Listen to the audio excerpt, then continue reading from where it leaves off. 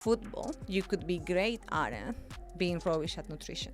Danny or James, they're super fit, and it's not because of what they're doing now. Probably it's what they have been doing their whole life. Now that longevity is like a hot topic, of course, like nutrition has an impact. People think carbs are the enemy, don't they? It's like nonsense. Rice, potatoes, pasta. For athletes, they're essential. And then for general population, if you choose them right, then you can include them. I hate the word cheat meal. Food is food, and I just, enjoy it. I do like after a marathon, I always like a burger.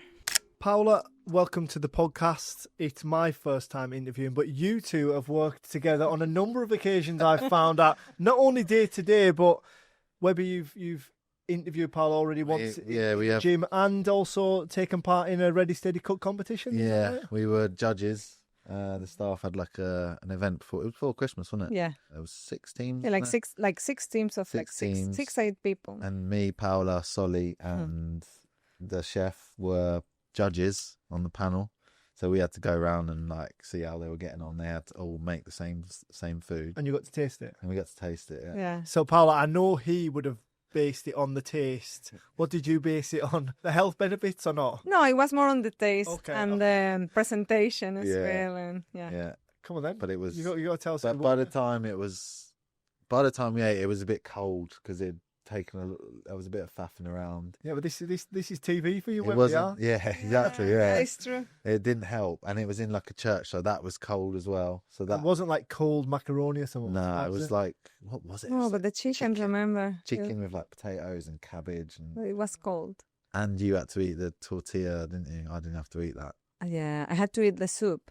The soup, yeah. Cold soup. Cold soup. Yeah, but at least it was intentionally cold, or no, intentionally because it was okay. gazpacho. Cold soup, surely. Yeah, it's not the one. I'm glad I didn't have to try that. Yeah, and some interesting presentations. Yeah. So, Paola, tell us what the lead performance nutritionist at the football does day in, day out.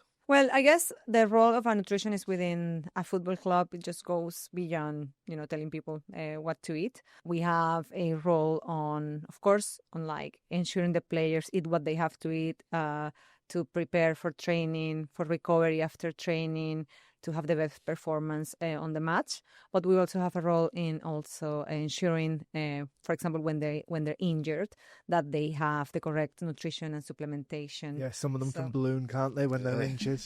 What are you looking at me for, potential to balloon. Yeah, and ensure body composition, keeps in the right side of things. But yeah, probably that will be the extra thing. And then apart from that, we cover other areas, like, for example, like working closely with the kitchen staff, like the catering staff, just to make sure all the food is like to the standards of nutrition.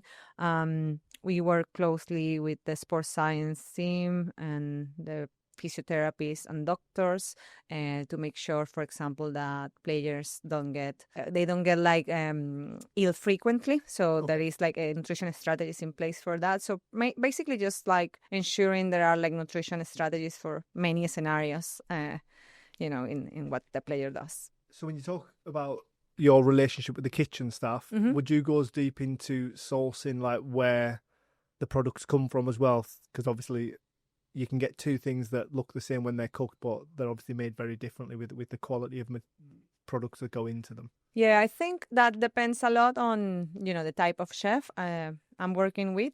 I think at the moment and with the previous chef, they were quite good at doing that in advance. I just make sure that's happening, that they are like contacting the local providers and the best quality, but they have been good on their own to do that. So I don't have like to be on top of like their responsibilities. Probably it's more about checking the menus with them, telling them how the week is going to be in terms of like the loads, right? Because the nutrition varies depending on the day of the week, if they're training hard, if they're preparing for the game. So you'll up the carbs and the protein for different days of the week. Yeah, especially we manage, probably protein stays kind of the same, or it can go a bit higher on the days that we do lower carbs day, but it's carbs that we play around.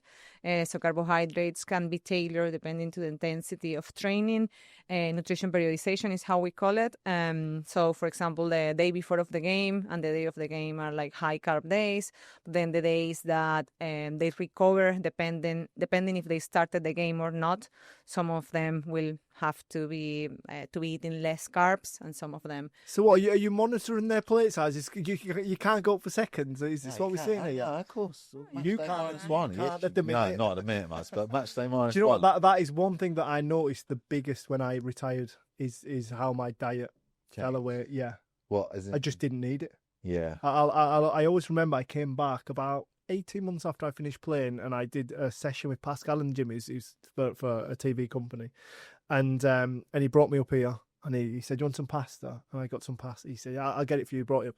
Is this mountain of pasta? I was like, "Pask, I can't eat that anymore." No. Like, because I just don't need it. I don't burn it off. But that is one thing that I've really kind of, and I also focused on kind of trying to eat the right things more so now I've finished, because when you're playing, you get away with it a little bit more, I think. Yeah, of course. I think that's the hardest thing. No, like if you stop training and then you keep eating as if that's a you're problem. playing, right? And it's so easy to do with everything, how like readily available everything is these days. Yeah. Like, you have to really. So I have to say, I'm not the food police. I No, never, she's I've not. never. She's not one of the nutritionists that's like constantly on you to like, why are you doing that? Why's your body fat gone up? And stuff like that. She's very chilled. But I make sure they have the education, right? Then they can decide. Of course, there are certain players that need more support than others, especially if, for example, especially it's the other side of things. Sometimes you find that preparing for the game, they might underfuel, so they might not be eating the amount of carbs they need. We've And got then, a few of them. Haven't we? yeah, and then Yeah. but then the days they don't need it, you see like a massive pasta. So like it's just like trying to educate what's going on. So like what you said then, so like you come up after that session and you've got a big plate of pasta and you don't need it. Whereas some lads will have a recovery session, like there'll be match day +2 or whatever, and they've not done anything. And they'll come up with this massive bowl of pasta, which they don't really need because they've not done anything. Whereas the day before a game, they wouldn't have that. Yeah, and then the day of the game, you see them eating like chicken and avocado, and you're like, well, no, that's not for today. So it's just like that education. But I think at the moment, they have got much better. And it's not about only what they prefer to eat. It's also about like food is fuel for the game. So I think they have understood that lately. So we're better at that. So we have like a weekly schedule on which I tell them how they could periodize their food depending on the day. So like, I don't know, we have like a color system. So some like red days, less carbs and things like that. So they know how to adapt their the color to the snacks or the meals throughout the day. So just respect they follow. I don't know if they do, but at home, for example, but at least they have the knowledge. When they have the education, and then it's up to them to do it. I was going to say that. So at home, obviously, everything that kind of is here and its quality and what you've provided for them isn't always the case. Is that probably the biggest hurdle in your job, is trying to educate the players so they make good decisions away from the training ground?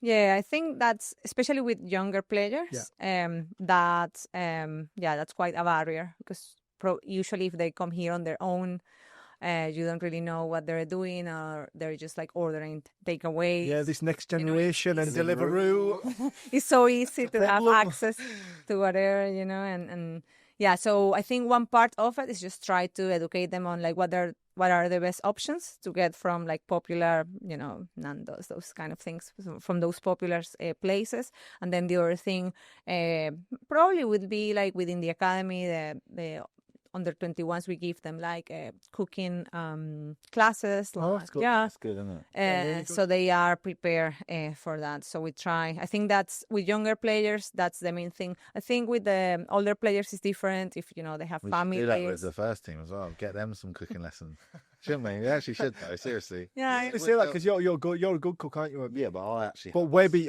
no, he's a foodie. Oh, he's a foodie. This is the problem with Webby. That's why we've got to keep an eye on him. Keep learning, man. I see some of the things on Instagram he makes, and it looks good, but it looks heavy. Yeah, I've not been able to do that since I've done money, so I'm looking forward to getting back to that. Do you know what though? I find this place a bit of a catch-22, because it's unbelievable, the Yeah, it's really restaurants nice. and the food. So when I played, I had to ban myself out of coming up. In the mornings, I would Did just you eat end too up eating much Too much, yeah. because it was so good. Mm. And like like it's cold outside, lads are having a bit of crack. I get another cup of tea. I'll have an extra slice of toast. At the end, I had to start eating at home and not even coming upstairs in the training ground. Yeah, it is a risk, isn't it, when you have all the availability Yeah. in there. I mean, it's a risk depending on where you see it, but like for them, if we want them to fuel, that's exactly what we want, right? For example, like if we're preparing for a game, match day -1, that place is like covered with carbs everywhere. But Paola, you don't want me smashing like 5 pieces of toast and 12 Weetabix at 10:15 on a That's your Thursday morning. adults. You make your own choices. The worst thing about it was I was an old man then as well. I knew right from wrong, and I still couldn't control myself. Self-control, must Yeah, see, it's a problem. hardest thing, isn't it? Paola, just chat to me about the way you managed to come to Brighton. I know you spent time in Scottish football, and what did you take away from that? Yeah, so I came to the UK around 11 years ago. And then I was in Scotland finishing a master, and I had the opportunity to start working with hips in Edinburgh.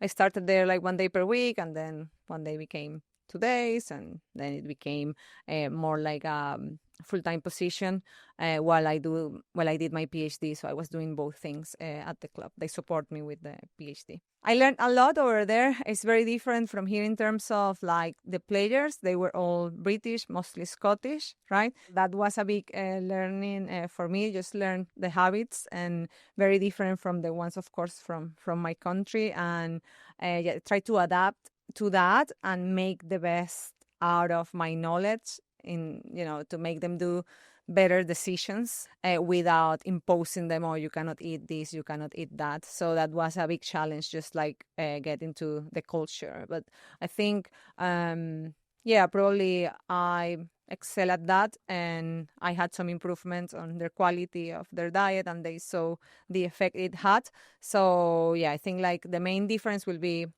I wasn't exposed to like a multicultural place like this one, right? It was more like Scottish players, and I learned a lot. It was great. I love my time in Scotland, but I've been in Brighton for years now. And I'm sure people can tell from your accent you're not from Scotland. You're from Venezuela. Like obviously the weather is much better in Venezuela, yeah. So so sometimes it can be easy to have a better diet almost.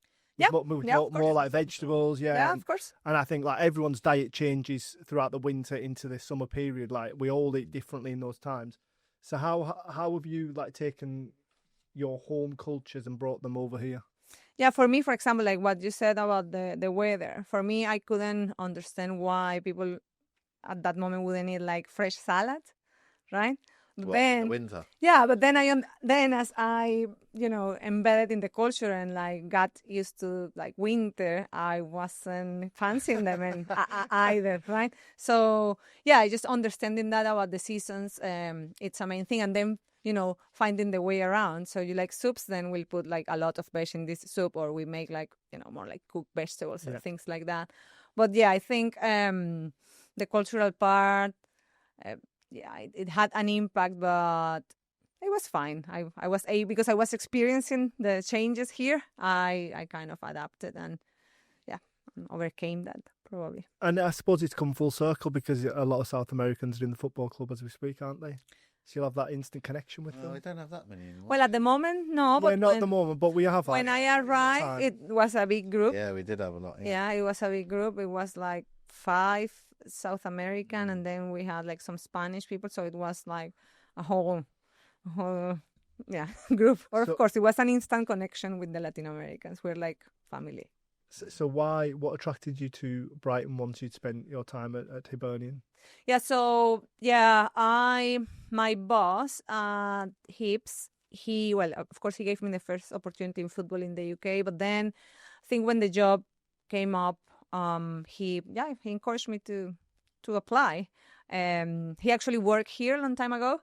He told me about the city, about how the club worked, and then I did apply, and got the job. So it was time for the change at the moment. I had finished my PhD by then. Well, I was almost finished with all the studies. So it was it was time to make the change. The next step. The next step, yeah.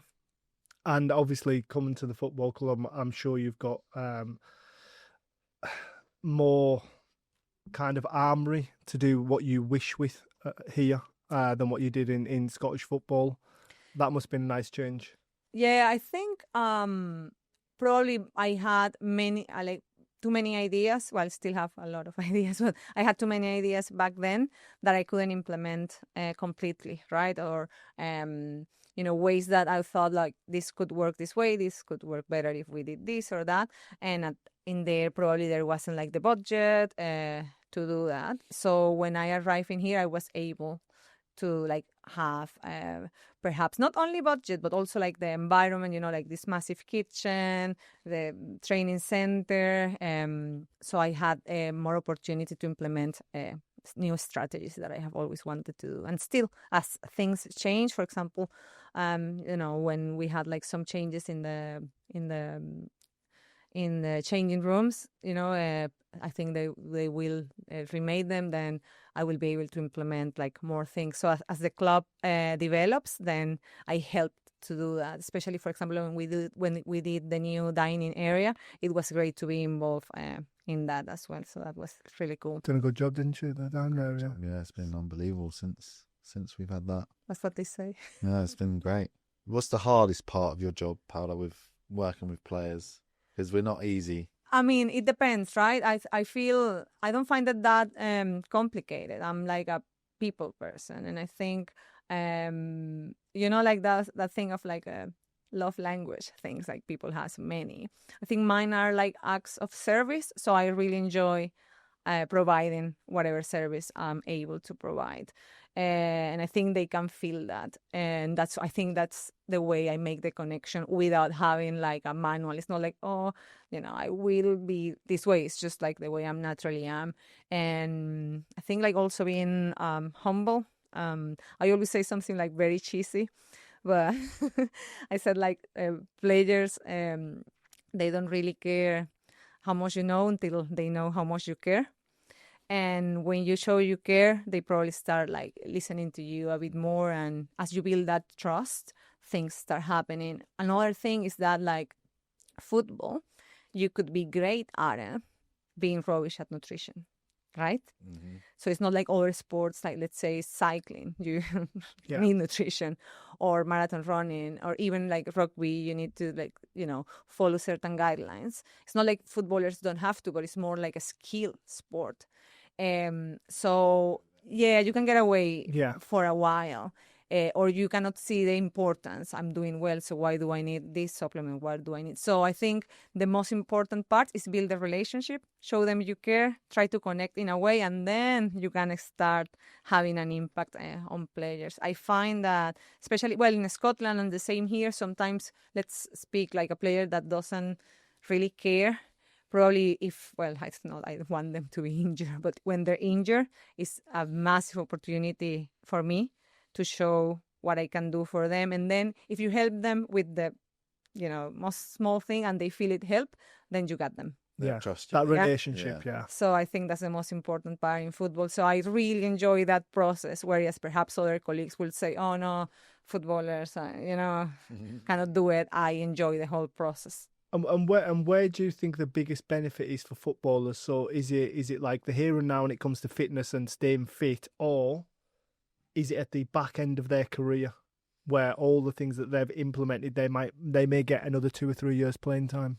Well, I mean, if we have an example in the building, right? Like Danny or James, like the older players, they're super fit, and it's not because of what they're doing now. Probably it's what they have been doing their whole life, or of course, like big names like Cristiano Ronaldo, you keep hearing is what he has done throughout his whole life. So I think like now that longevity is like a hot topic, of course, like nutrition has an impact, and probably it's another way to connect with players. Like, say they have got away with things until they're 30, 31, and then things start getting like, well, I'm not feeling great. And so when you talk about longevity, probably that's a way to catch them. But then nutrition has a massive impact on how they perform on the pitch. So it's really good. It's worth trying to get them to understand that, so they can actually perform well on the day that's the most important day, that is a match day. And at this level, how individualized is it? Because obviously there'll be sports enterprises out there with a nutritionist that just it's a white label one and everyone gets the same. But how individualized are you when it comes to the first team? Well, I think that depends on the player, right? Especially like what the player, how the player is. You have players that are more like on top of things, then you can be like more individualized exactly what to have, or like for a period of time they need to lose weight or gain muscle, then they be quite good like with portion sizes, and you can do like a really one-to-one consultation. But then with many, it's just like following, general guidelines, probably the periodization, and see, especially like supplementation will be really targeted depending on what they need. So probably I would say that it's not like, to be honest, not like I have like one strategy to each one of them and they all do things differently. I will decide that with them depending on their personality and their willingness and their interest. Because if they're not that interested, I try, but I think I capitalize on the ones that are interested, and then the others, when they see the effect, they will come. I wouldn't spend much of my time. Oh, he doesn't want to do it. He doesn't want to do it. I'll try my best, but yeah, I think when they see what others can accomplish, they can. Yeah, try to divide my time there, but I don't give them the 90% of my time if they're not complying. You're confident in the outcome of others that'll speak volumes to them. I think so, yeah. I think role modeling is really important. So when they see what others are doing and it's working, and they start like struggling, that's when they will probably start listening more. And I have had times in which probably a player that is not that compliant, and I try, I leave them alone. And then suddenly one day, they come to can we have a chance? So it's interesting. We need to get your tips for our listeners. You must have some hot tips on what's good and bad, both nutrition and supplementation. Your go-tos. Oh, okay. So in terms of like this is for the listeners, not elite athletes, yeah. Oh, you mean like general yes. General population. So the most important supplement everybody should be taking is creatine, right? I think like something that people think is only for athletes, but not. It has many benefits on cognition. Lately, it's been involved in like trials with people with dementia, Alzheimer's, perimenopause for women, or menopause, and how they're feeling during that time. Also like bone health. So it's not like just to get big in the gym or to perform better on the pitch. It's a supplement that probably every human being should be having. Another myth about creatine is that people lose their hair. It's not true at all. So yeah, that's one. And it has no. Some people also, there are myths, like very old myth on creatine and like renal function and the kidneys and all of that, but everything, it's like nonsense. So if you ask me one supplement for everyone, I would say creatine. There we go, creatine. Mm-hmm. Any more tips or mythbusters that you've got for us? Yeah, well, I think like one is really interesting, because like I saw, like you say, when you said like at this time you shouldn't be eating so much, and all this like thing about body composition. I find just to make something clear, like for example, let's say a short period of time like Christmas, like a Christmas break. If you get like 2 or 3 kilos, as someone very famous said, that won't be fat. It's impossible. You cannot gain 3 kilos of fat in 3 days. So usually like just put the player on the scale.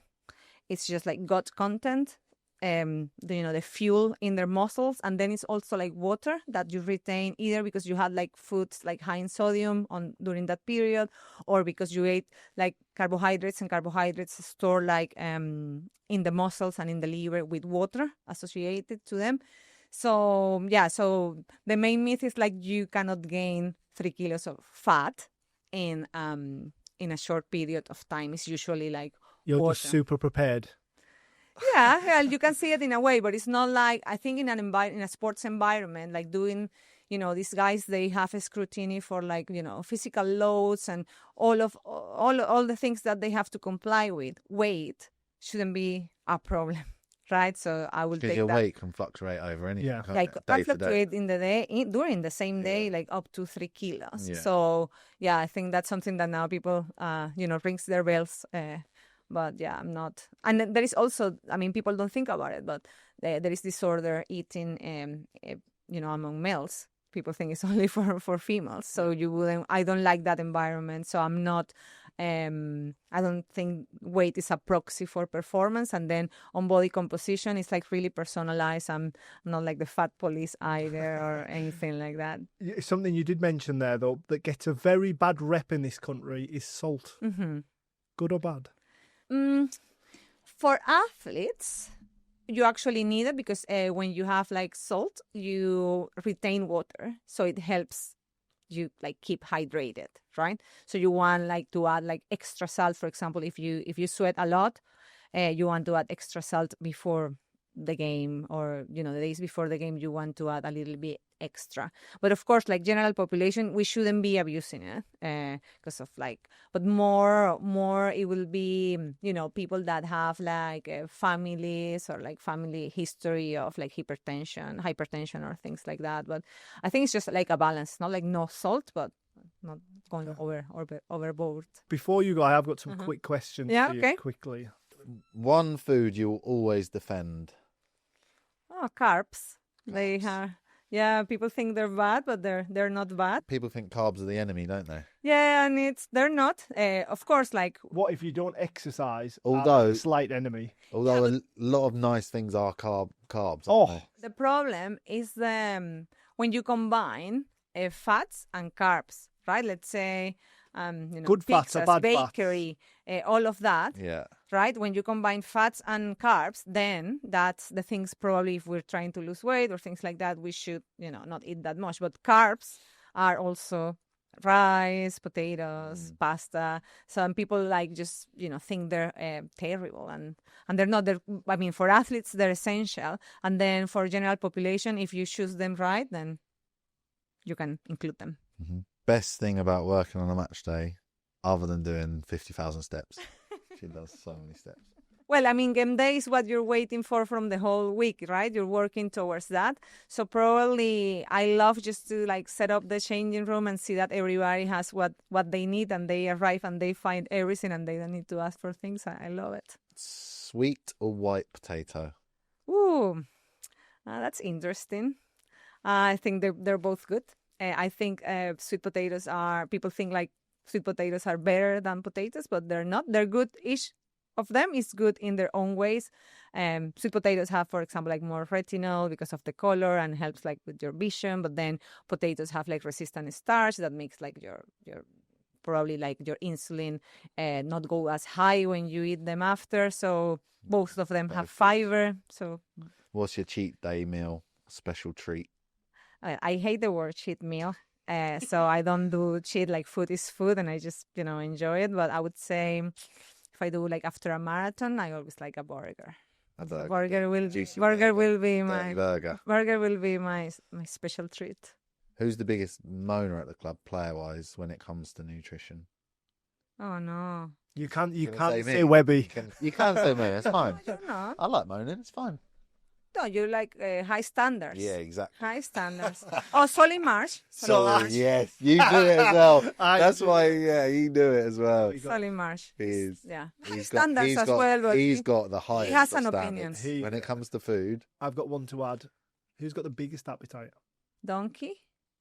Were you thinking that though? I was thinking Solly.